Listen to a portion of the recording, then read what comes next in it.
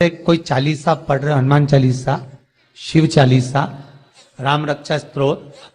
गोवर्धन चालीसा, जब हम चालीसा का पाठ करते हैं तो उतनी देर तक, जितनी देर पाठ कर रहे हो, दिया जल रहा है, उतनी देर तक देवता एक पांव पर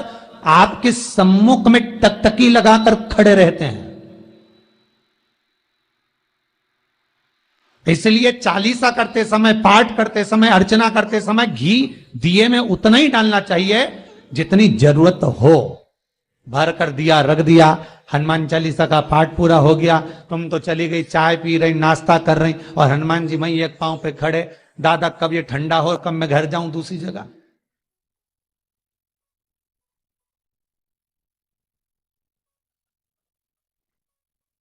अच्छा, पहले पहले की जो बूढ़ी अम्मा होती ना, डोगरियों, बड़ी चतुर होती है, तुम देखना उनको। वो घी की बत्ती में बत्ती डुबो के रख दे, एक बत्ती निकाल के रखे, और बउवन इतनी समझदार, बउवन सोचे हमारी सास इतनी कंजूसड़ी, इतनी कंजूसड़ी कि बताओ बत्ती में घी भी सही नहीं डाला है, तो सास जाए उधर, बहू डाल के दिया भर के बुझ जाए। अब सास से पूछो तो सही कि केवल बत्ती क्यों लगाई, एक हनुमान चालीसा पढ़ना है तो बत्ती उतनी लगना चाहिए जितनी पाठ हो जाए।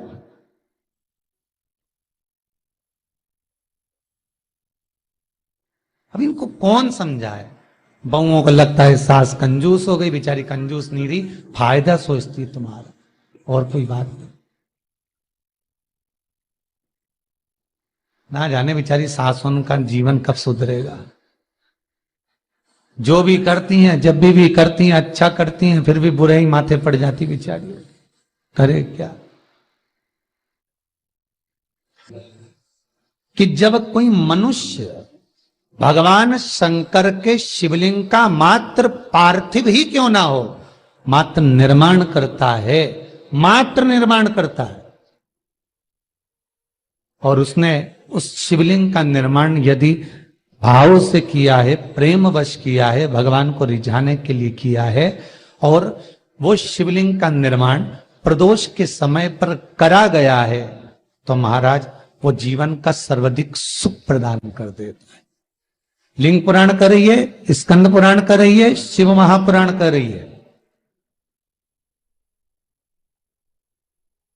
मात्र निर्माण ही कर लेना, मात्र निर्माण।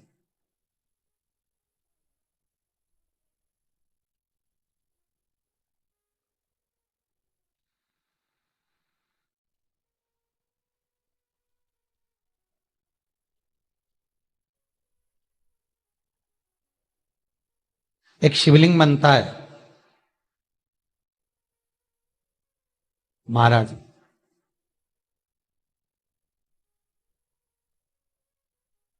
बात निकली है शिव महापुराण की तो आपको वर्णन कर दें, पर जिसको बहुत जरूरी हो, बहुत ही जरूरी हो, बहुत ज्यादा कष्ट में, मतलब रो रो के जिंदगी निकल रही हो, तो बनाना ये वाला शिवलिंग, ठीक, उसको कहते हैं भस्म शिवलिंग।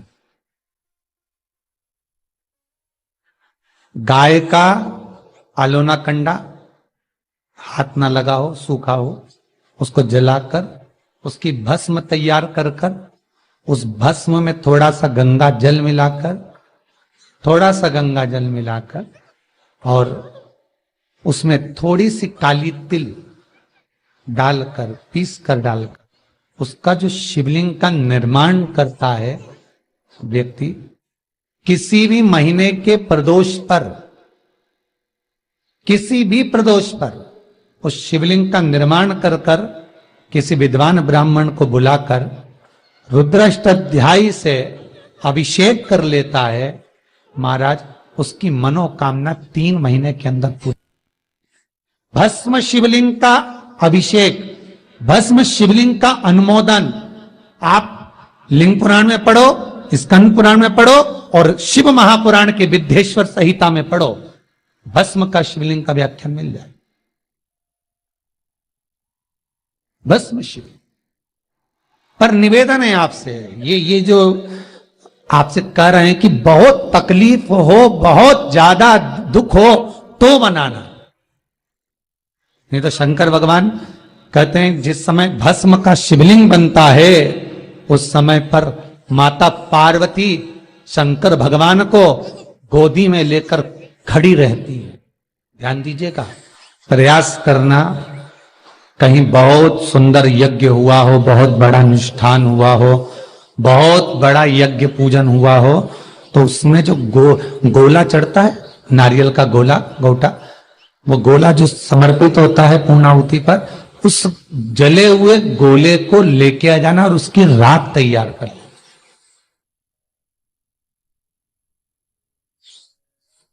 उस गोले की राख,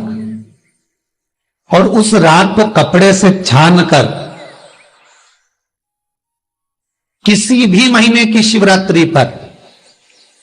किसी भी महीने की शिवरात्रि पर रात्रि को भगवान को समर्पित करना हो भस्म, और उसको उठाकर वापिस कटोरी में डालकर लेकर आ जाना, और उसमें थोड़ा सा गाय का घी मिलाकर उसको रख ले। महाराज, किसी व्यक्ति से अपना कोई काम निकालना है, कोई पैसा खाकर बैठ गया है, नहीं दे रहा, आप मांग मांग कर रह गए, वो चुकाने कोई तैयार नहीं है, 1 रुपया देने कोई तैयार नहीं है। कोई अनाज तुमने किसी को भरा था, कोई व्यापार का काम था, तुमने माल भेज दिया, वो पैसा नहीं भेज रहा, तो वो जो भस्म तुमने तैयार करी है,